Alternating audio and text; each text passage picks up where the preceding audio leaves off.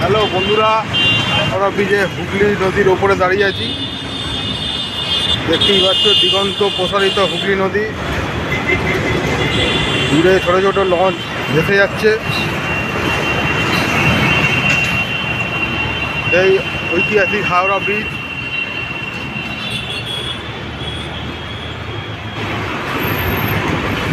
দুটো দিকেই গঙ্গা, সূর্যের আলো পড়ে বিকিরণ হচ্ছে, অসম্ভব সুন্দর লাগছে।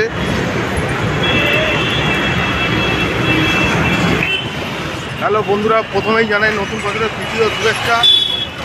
সবাই খুব ভালোভাবে নতুন বছরটাকে এনজয় করো। তোমার সামনে আমি একটা নতুন ব্লগ নিয়ে উপস্থিত হলাম। হাওড়া ব্রিজ দিয়ে আমি এখন যাচ্ছি। থাম্বনেল দেখে তোমরা নিশ্চয়ই বোঝা যায় আমি কোথায় যেতে চলেছি। তো ভিডিওটা স্কিপ না করে সম্পূর্ণ দেখবে, আর যারা যারা নতুন আছো ভিডিওটাকে অবশ্যই সাবস্ক্রাইব করে নেবে। আমি বন্ধুরা হাওড়া স্টেশনে প্রবেশ করছি। দূরে দেখতে পাচ্ছ হাওড়া স্টেশন, ডিসপ্লে এখানে দিয়ে দিয়েছে। ডিসপ্লেতে এখনও আমার ট্রেন দেয়নি, একটু বাদেই দেবে। আস্তে আস্তে আমি হাওড়া স্টেশনে প্রবেশ করছি।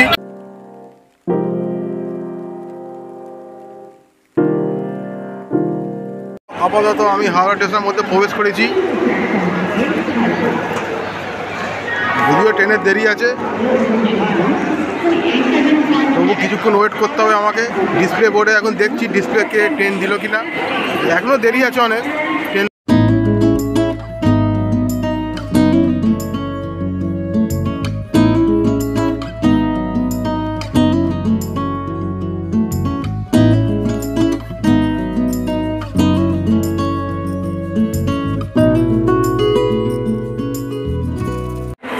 আমার এখন ট্রেন দিয়েছে মেদিনীপুর লোকাল, 1:30-এর মেদিনীপুর লোকাল 14 নম্বর প্ল্যাটফর্ম থেকে ছাড়বে।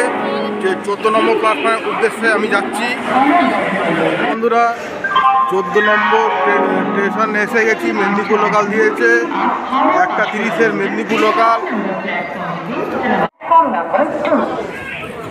ট্রেন এবার আসছে।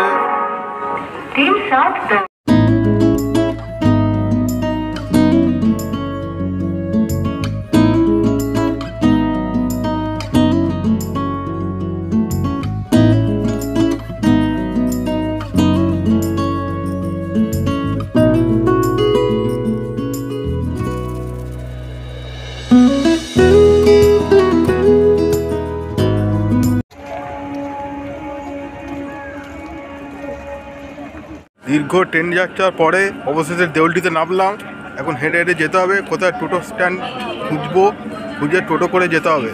সেই বাংলার কালজয়ী অমর কথাশিল্পী শরৎচন্দ্র চট্টোপাধ্যায় আবহ মূর্তি স্টেশনের ওপরেই আছে, দেখতেই পাচ্ছে বন্ধুরা। এখানে লেখা দেখো অমর কথাশিল্পী শরৎচন্দ্র চট্টোপাধ্যায় সমতাবের বাড়ি যাইবার পথ। বাংলার সেই অমর কালজয়ী মূর্তি স্টেশনের ওপরেই। টোটো ধরে অবশেষে আমরা কথাশিল্পী শরৎচন্দ্র বাড়ির উদ্দেশ্যে রওনা হয়েছি।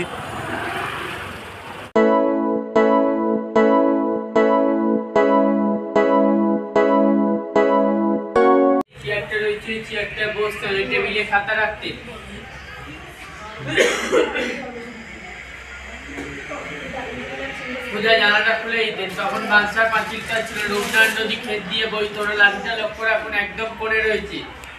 জুতো দেখুন কাছের ভেতর সুতো দিয়ে বাঁধা রয়েছে। 2 নম্বর র্যাকে ওনার নিচে যে মৃত্যুসজ্জায় ছবিটা রয়েছে, ওনার দ্বিতীয় পক্ষের স্ত্রী হিরণময়ী দেবী। শরৎচন্দ্রের মৃত্যুর পরও হিরণময়ী দেবী বাড়িতে 23টা বছর কাটিয়েছিলেন। ছবি তুলুন।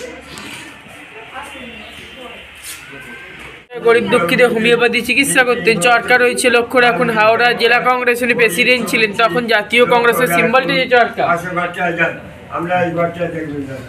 আগের জায়গাটা ঠাকুরটা রয়েছে লক্ষ্য রাখুন। দেখে ওপরে এই জায়গাটা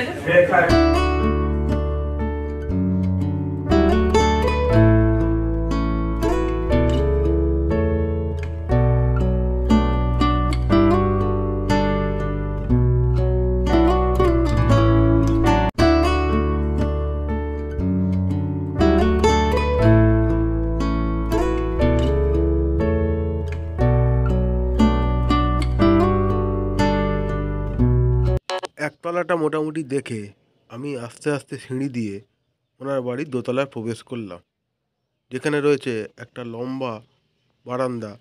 আর যেখান দিয়ে আগে রূপনারায়ণ নদীটা পরিষ্কার দেখা যেত, এখন অনেক পিছিয়ে যাওয়ার দরুন আর কিছুই সেভাবে দেখা যায় না। রূপনারায়ণের তীরে যাচ্ছি, এখানে মাটি কাটার কাজ চলছে। মাঠের মধ্যে দিয়ে মোটামুটি সবাই যেখান দিয়ে যাচ্ছে সেখান দিয়ে রূপনারায়ণ তীরে যাচ্ছি।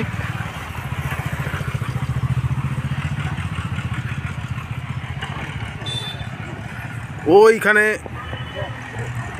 হচ্ছে রূপনারায়ণ তীর, ওইখানে রূপনারায়ণ তীর। আমি এখন হেঁটে হেঁটে যাচ্ছি মাঠের মধ্যে দিয়ে। এখানে মাটি কাটার কাজ চলছে, ওই জন্যই এটা মাঠ মতো এখন হয়ে গেছে। রূপনারায়ণের তীরে গিয়ে দেখলাম আস্তে আস্তে সূর্যি মামা পশ্চিম আকাশে ঢলে পড়েছে।